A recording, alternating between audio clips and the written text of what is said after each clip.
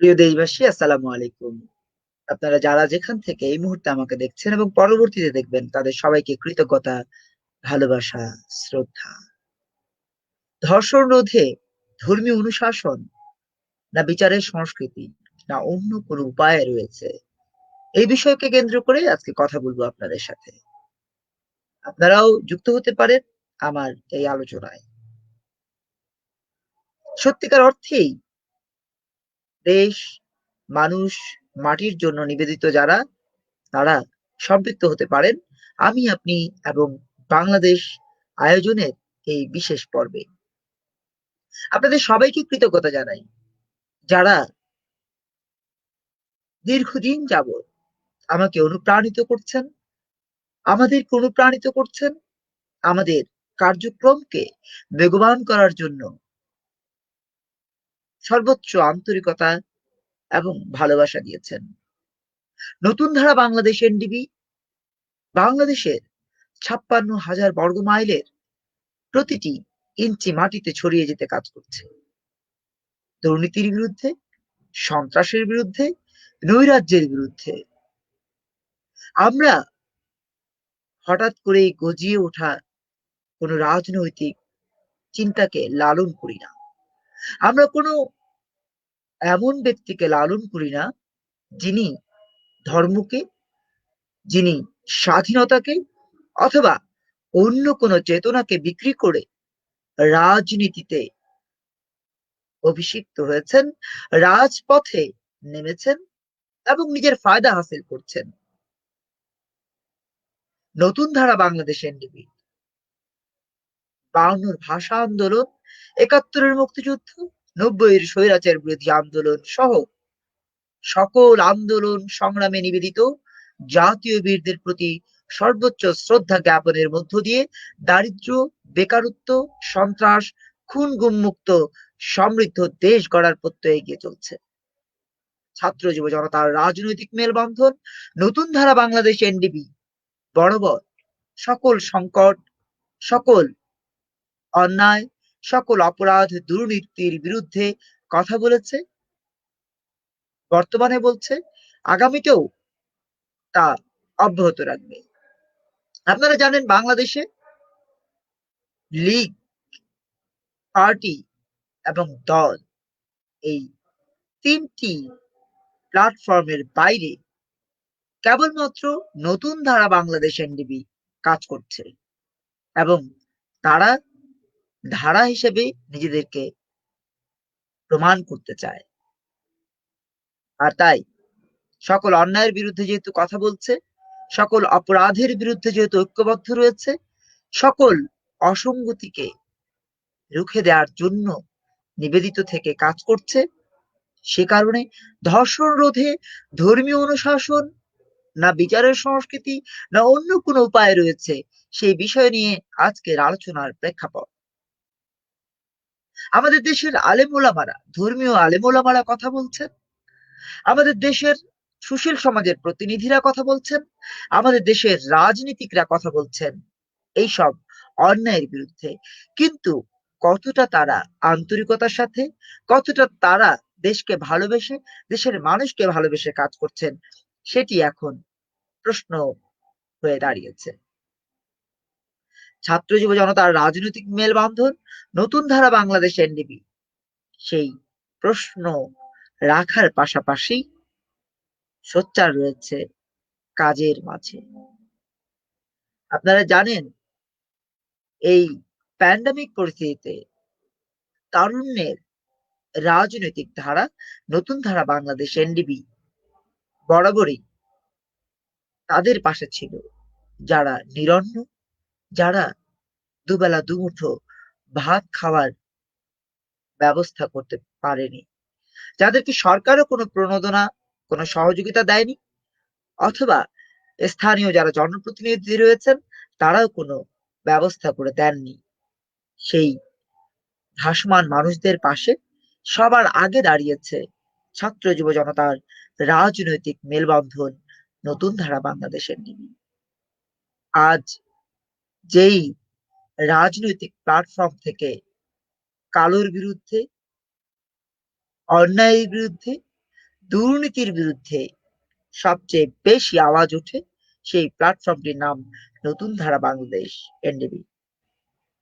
আপনারা যারা বিভিন্ন সময় আমাদেরকে অনুপ্রাণিত করেছেন, আমরা তাদের প্রতি কৃতজ্ঞ। বিশেষ করে আজকে এই বিষয়কে কেন্দ্র করে কথা বলার জন্য যারা আমাদেরকে অনুপ্রাণিত করেছেন, তাদের কাছেও আমরা কৃতজ্ঞ। আমরা মনে করি রাজনীতি এটি গণমানুষের জন্য। রাজনীতি সেটি মানচিত্র, সেটি পতাকা, সেটি সত্যিকার অর্থেই মানবিক মূল্যবোধের ভিত্তিতে স্বাধীনতার, স্বাধিকার, সার্বভৌমত্বকে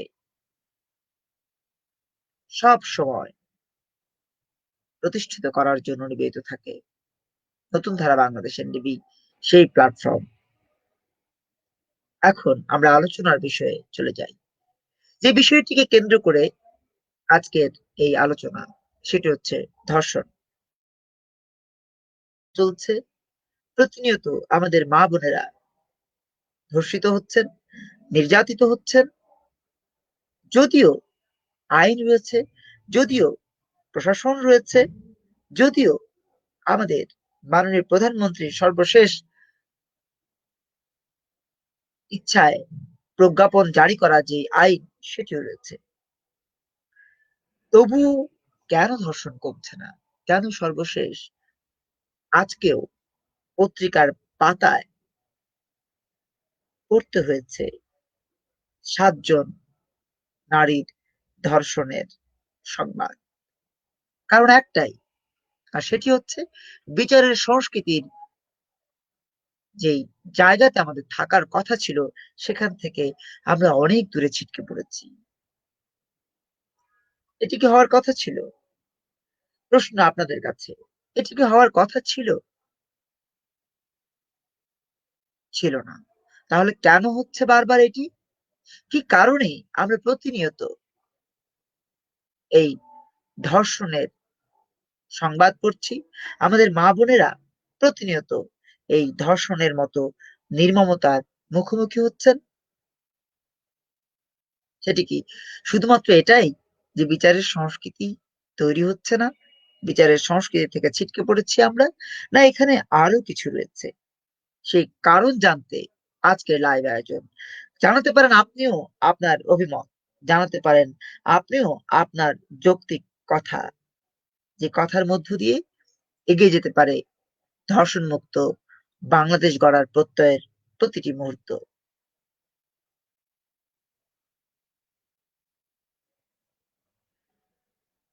আপনাদের সবাইকে আহ্বান জানাচ্ছি ছাত্র যুব জনতার রাজনৈতিক মেলবন্ধন নতুন ধারা বাংলাদেশ, এনডিবির পক্ষ থেকে। আপনারা যদি কথা বলতে চান, আপনারা যদি মনে করেন যে এই দায়িত্ব আপনার অন্যায়ের বিরুদ্ধে রুখে দাঁড়াবার, এই দায়িত্ব আপনার দুর্নীতির বিরুদ্ধে রুখে দাঁড়াবার, এই দায়িত্ব আপনার আপনার সন্তানের জন্য নতুন সুন্দর সোনালী ভবিষ্যৎ গড়বার, সেক্ষেত্রে অবশ্যই কথা বলতে হবে, এগিয়ে আসতে হবে এবং ঐক্যবদ্ধ থাকতে হবে। আপনি ঐক্যবদ্ধ থাকা মানেই ঐক্যবদ্ধ নতুন প্রজন্ম। আপনি ঐক্যবদ্ধ থাকা মানেই আমরা পাবো দুর্নীতিমুক্ত বাংলাদেশ। আমরা পাবো দুর্নীতিমুক্ত সুন্দর সোনালী সকাল। আর তাই আপনাদের কাছে বরাবরের মতো আহ্বান জানাই, আসুন আমরা সকল অন্যায়ের বিরুদ্ধে কথা বলি, পাশাপাশি সমাধান কি সেটি নিয়েও আলোচনা করি।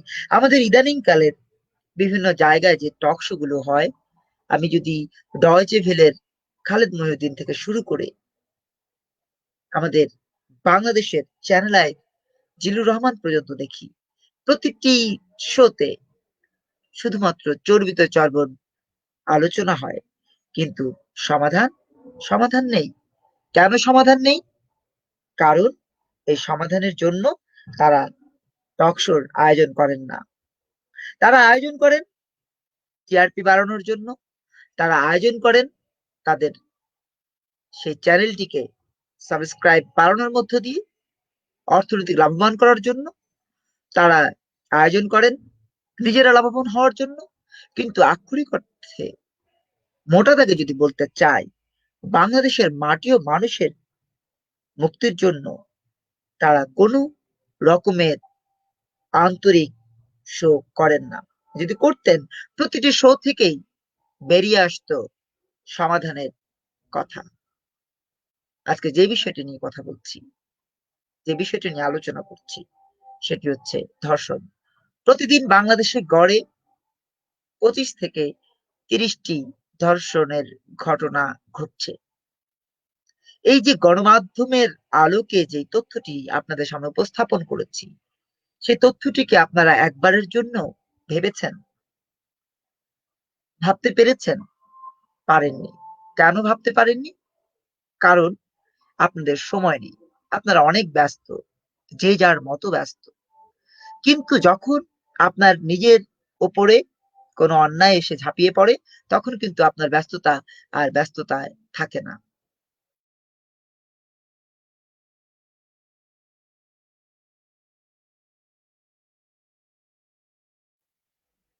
কেন? এমনটি কেন হচ্ছে? কারণ একটাই, আমরা কেউই আমাদের মানবিক মূল্যবোধের মূল স্ট্রিমে নেই। আমরা স্ট্রিম থেকে অনেক দূরে ছিটকে পড়েছি, যেটি কোনোভাবেই কারো কাম্য নয়, আমাদেরও কাম্য নয়। আমরা চাই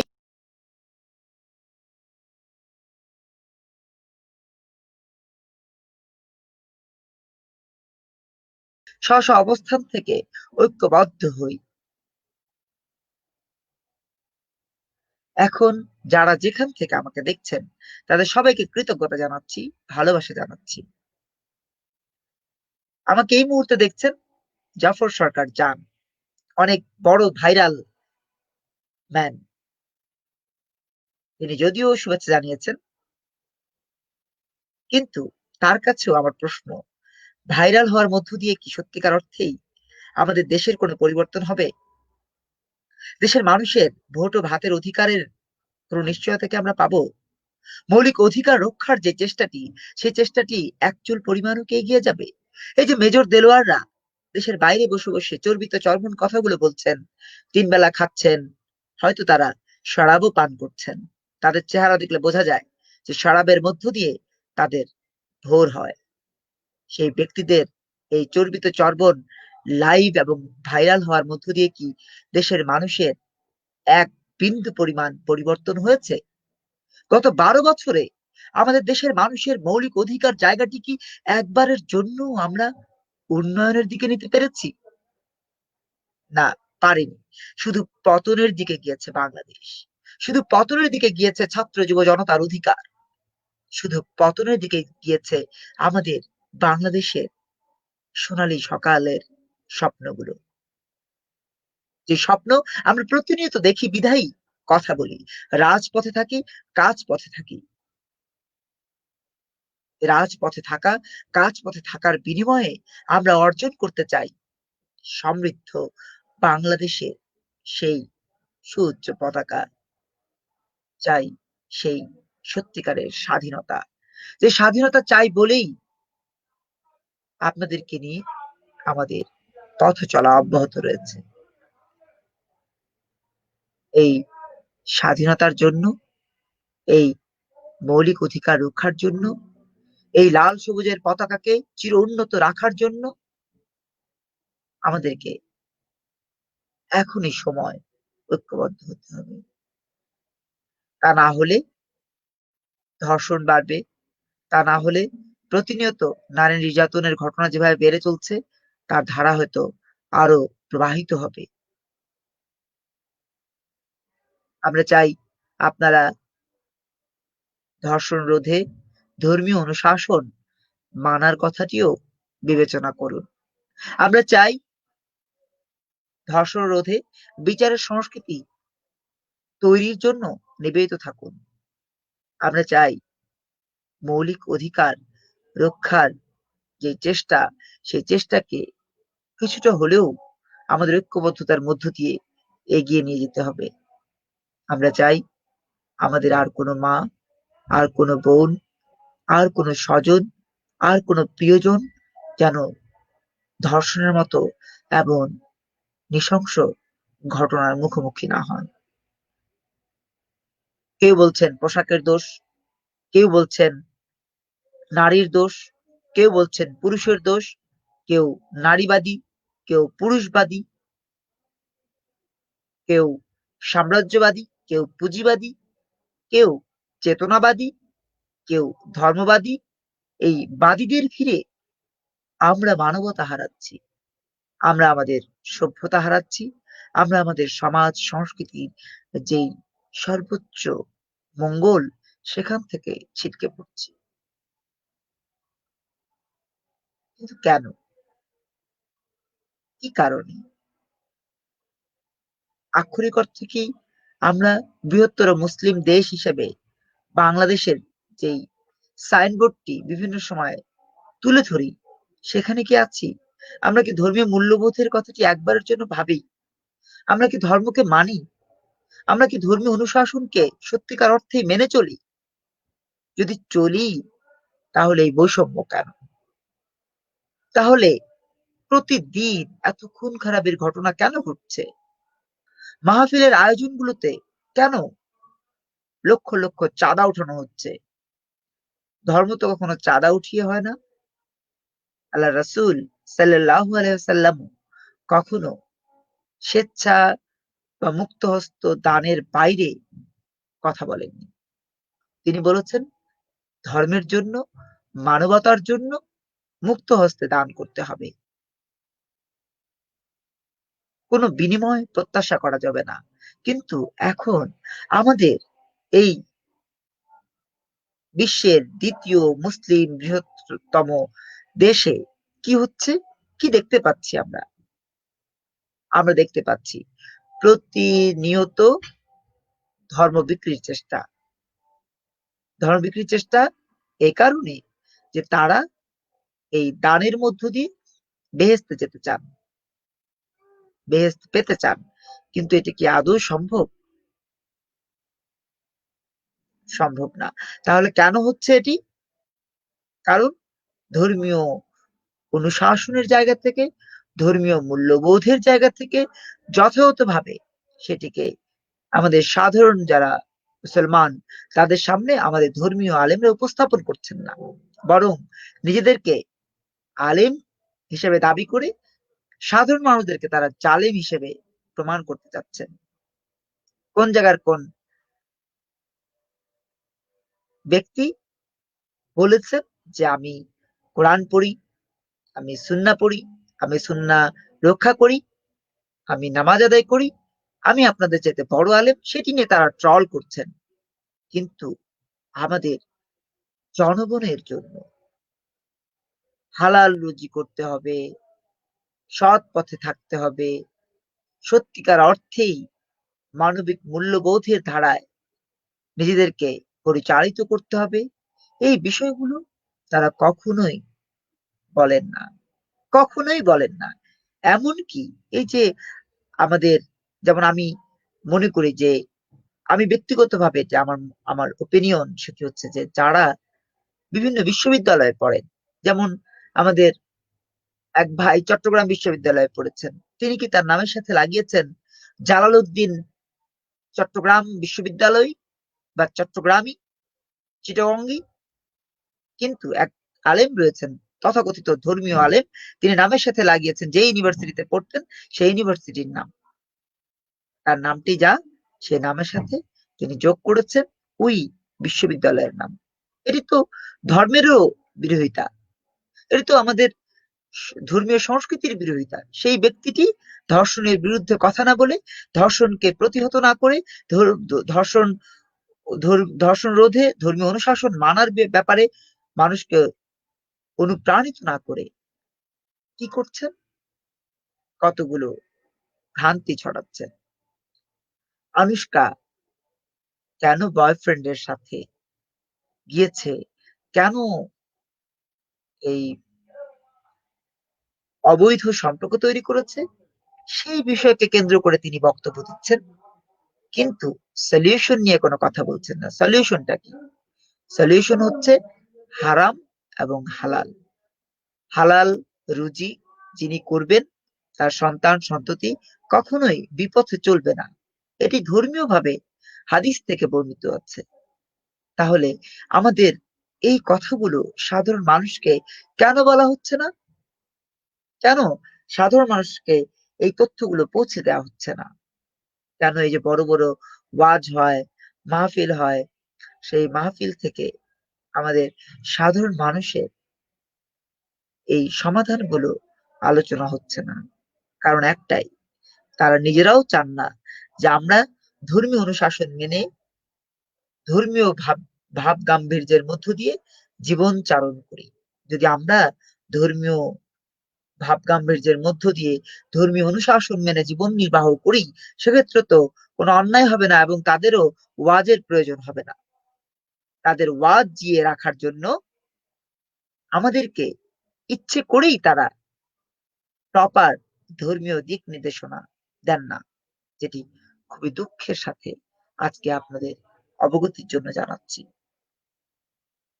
ঠিক ওষুধের মতো যে ওষুধটি আপনি খাচ্ছেন এবং এটি কন্টিনিউ করতে আপনাকে ডাক্তার অনুপ্রাণিত করছে, পুরোপুরি আপনাকে রোগ মুক্তি ডাক্তার দিতে চান না, কারণ এরপরে আপনি তো তার কাছে আর যাবেন না যদি আপনি সুস্থ হয়ে যান। এই বর্তমান থেকে আমরা মুক্তি চাই। আমরা চাই আমাদের দেশের মানুষ সত্যিকার অর্থেই ধর্ম পালন করুক, ধর্মীয় অনুশাসনের মধ্য দিয়ে চলুক, আমাদের দেশে ধর্ষণ কমুক, একই সাথে বিচারের সংস্কৃতিও আমরা চাই। আমরা চাই বিচারের সংস্কৃতি তৈরি হোক। বিচারের সংস্কৃতি আমাদের এখন খুব প্রয়োজন, খুব বেশি প্রয়োজন বিচারের সংস্কৃতি। বিচারের সংস্কৃতি না হলে আমরা ক্রমাগত সেই আইএমএ জাহেলিয়াতের দিকেই চলে যাব। একদিকে ধর্মীয় অনুশাসন, অন্যদিকে বিচারের সংস্কৃতি। এই দুইটি মূল বিষয়কে সামনে রেখে আপনাদের কাছে প্রশ্ন ছুড়তে চাই। যখন আমাদের নারীবাদীরা বলেন যে আমার পোশাক আমি যেভাবে ইচ্ছে সেভাবে পরবো, আমি আমার জীবন যেভাবে ইচ্ছে সেভাবে নির্বাহ করব, আমি আমার লাইফ স্টাইল যেভাবে ইচ্ছে সেভাবে সাজাবো, আপনারা কারা এগুলো বলার? তখন আপনাদের বক্তব্য কি? প্রশ্নটি আপনাদের কাছে রাখছি। আর আমার বক্তব্য হচ্ছে যে এইভাবে চিন্তা করার কোনো সুযোগ নেই। ঠিক উদাহরণ দিয়ে যদি বলতে চাই, মোটা দাগে যদি বলতে চাই, একটা ২ বছরের শিশু, সেই শিশুটি যেই পোশাকে চলে, যেভাবে চলে, ২০ বছরের একজন তরুণ তিনি কি সেভাবে চলেন? চলেন না। তাহলে পোশাকের ব্যাপারে একটা কোড আপনাকে মানতেই হবে। ড্রেস কোড মেনে চলতেই হবে এই কারণে যে পোশাক আপনাকে আপনার শালীনতা, আপনার সৌন্দর্য, আপনার সত্যিকার অর্থেই সভ্যতা, আপনার সংস্কৃতি লালন করে।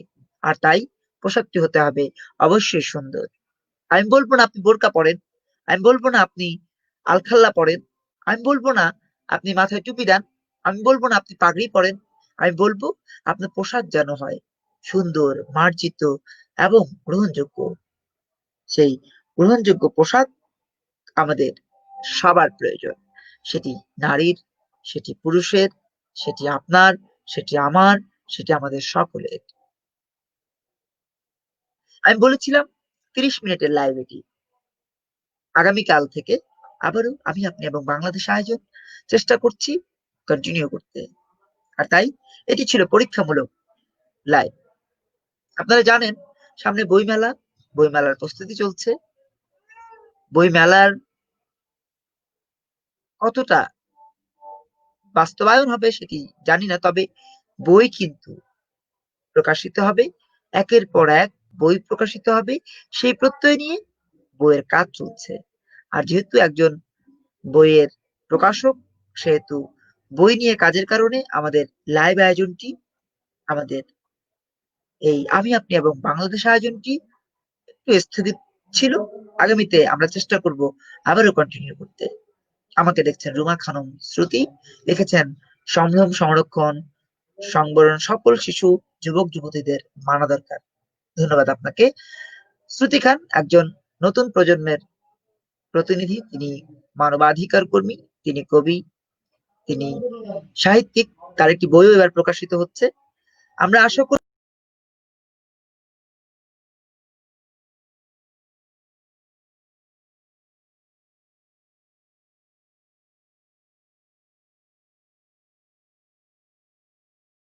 তারা আলোর পক্ষে থাকলে আলোকিত হবে বাংলাদেশ। আমরা আলোর পক্ষে থাকলে আলোকিত হবে বাংলাদেশ। আর আলোর পথে থাকার জন্য কোন ধর্মীয় আলেম ওলামার যেই ভ্রান্তি, সেই ভ্রান্তিতে পা দেয়া যাবে না। হাদিস কি বলে, কোরআন কি বলে, সেগুলো মানতে হবে মুসলমানদেরকে। খ্রিস্টানদেরকে মানতে হবে বাইবেল কি বলে, যিশু কি বলে। সনাতন ধর্মাবলম্বীদেরকে মানতে হবে গীতা কি বলে, রামায়ণ কি বলে।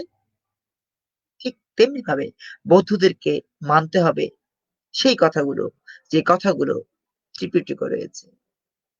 প্রতিটি ধর্মের ধর্মগ্রন্থকে মেনে চলতে হবে, ধর্মীয় অনুশাসন মেনে চলতে হবে।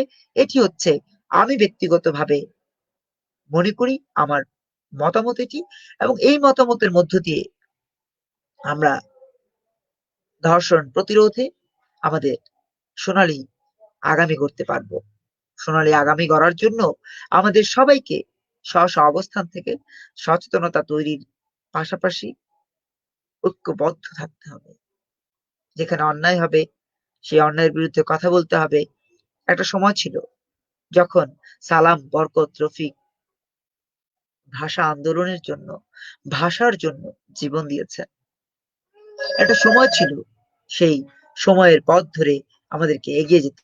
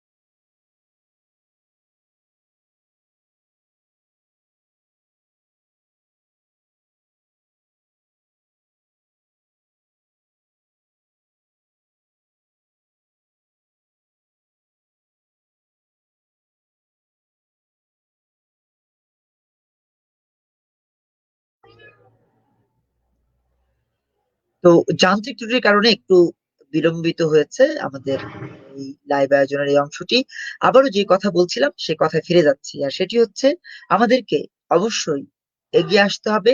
সকল কুসংস্কার, অন্যায়, অপরাধ, দুর্নীতির বিরুদ্ধে ঐক্যবদ্ধ থাকতে হবে, যাতে করে আমরা আমাদের মা, আমাদের বোন, আমাদের প্রিয়জনদেরকে আমরা নিরাপদ রাখতে পারি, আমরা নিজেরাও যেন নিরাপদ থাকতে পারি। শ্রুতি খান আবারও লিখেছেন, চুলের একটা কোণা দেখলেও নাকি সাপ হয়ে কামড়াবে। শরীরের আবরণের কথা না বলে মৌলবাদীরা চুল নিয়ে টানাটানি করে। আসলে এগুলো অনেক গুরুত্বপূর্ণ বিষয়, যে আমাদের ধর্মীয় যারা আলেম রয়েছেন, আমি তাদের প্রতি শ্রদ্ধা রেখে বলতে চাই, এইভাবে ধর্মকে যাচ্ছে তাই করে উপস্থাপন না করে সত্যিকার অর্থেই আমাদের মায়েরা, আমাদের বোনেরা, আমরা যেন আলোর পথে চলতে পারি, সেজন্য আপনাদের ওয়াজ হওয়া উচিত। এবং সেই প্রত্যয়ে আমরা পথে চেয়ে আছি। আমরা আশা করব আগামী দিনগুলোতে আপনারা সত্যিকারের ইসলামকে প্রচার করবেন এবং আমাদের মধ্যে ধর্মের আলো জ্বালবেন, যাতে করে প্রতিটি মানুষ ধর্মীয় অনুশাসন মেনে চলে। আমরা যদি ধর্মীয় অনুশাসন মেনে চলি, সেক্ষেত্রে আপনাদের কিন্তু কোনো ক্ষতি হবে না। আমরা ওয়াজ শুনবো, আপনারা ভাবতে পারেন যে আমরা যদি ধর্মীয় অনুশাসন মেনে চলি, যদি সমাজ থেকে অন্যায়, অপরাধ, দুর্নীতি কমে যায়, আমরা সাধারণ মানুষ যদি নামাজ ৫ ওয়াক্ত পড়ি, আপনাদের হয়তো ডাক পড়বে না, আপনাদের মিলাদের জন্য ডাকা হবে না। কিন্তু এটি আপনাদের ভুল ধারণা, আমরা আপনাদেরকে ডাকবো।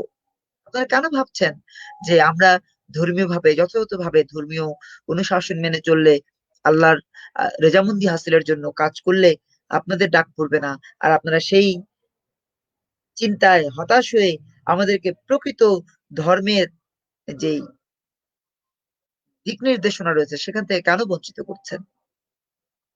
আজহারি মাঝারি যারা রয়েছেন তাদেরকে অনুরোধ জানাচ্ছি, এই আব্বাসী যারা রয়েছেন তাদেরকে অনুরোধ জানাবো, দয়া করে সত্যিকারের ধর্ম, মানবতা, সমাজ, সভ্যতার পথে আমাদেরকে এগিয়ে চলার রাস্তাটি দেখানোর চেষ্টা করবেন। একই সাথে যারা আমাদের লাইভ আয়োজনে আমাদের সাথে সম্পৃক্ত রয়েছেন তাদের কাছে অনুরোধ জানাবো, শুধু দাড়ি টুপি এবং লম্বা পাঞ্জাবি দেখলেই আলেম ভাববেন না। আলেম কিন্তু আমরাও। আমরা ধর্মীয় অনুশাসন মেনে চললে, আমরা ধর্মকে যথাযথভাবে পালন করলে আমরা কিন্তু আলেমদের চেয়ে কম নই। আর সেই দায়িত্ব আপনার, আমার, আমাদের সকলের। দায়িত্ব পালন করব নিজের জন্য, দায়িত্ব পালন করব ধর্মের জন্য, দায়িত্ব পালন করব দেশের জন্য, দায়িত্ব পালন করব সমাজের জন্য, দায়িত্ব পালন করব আমার প্রতিবেশী, আমার বন্ধু, আমার পরিবারের সদস্যদের জন্য। সেই প্রত্যয় নিয়ে এগিয়ে চলছে ছাত্র যুব জনতার রাজনৈতিক মেলবন্ধন নতুন ধারা বাংলাদেশ এনডিপি। নতুন ধারা বাংলাদেশ এনডিবির এই রাজনৈতিক প্ল্যাটফর্মে বরাবরের মতো অবিরত রাখতে চাই আলোর নির্দেশনা। আর তাই আমি, আপনি এবং বাংলাদেশ আয়োজনের পক্ষ থেকে আপনাদের সবাইকে আবারও কৃতজ্ঞতা, ভালোবাসা, শ্রদ্ধা জানিয়ে আজকের মতো এখানেই লাইব্রেরিতে টানছি। বিজয় বাংলাদেশ, বিজয় নতুন ধারা, নতুন ধারার অঙ্গীকার, দুর্নীতি থাকবে না।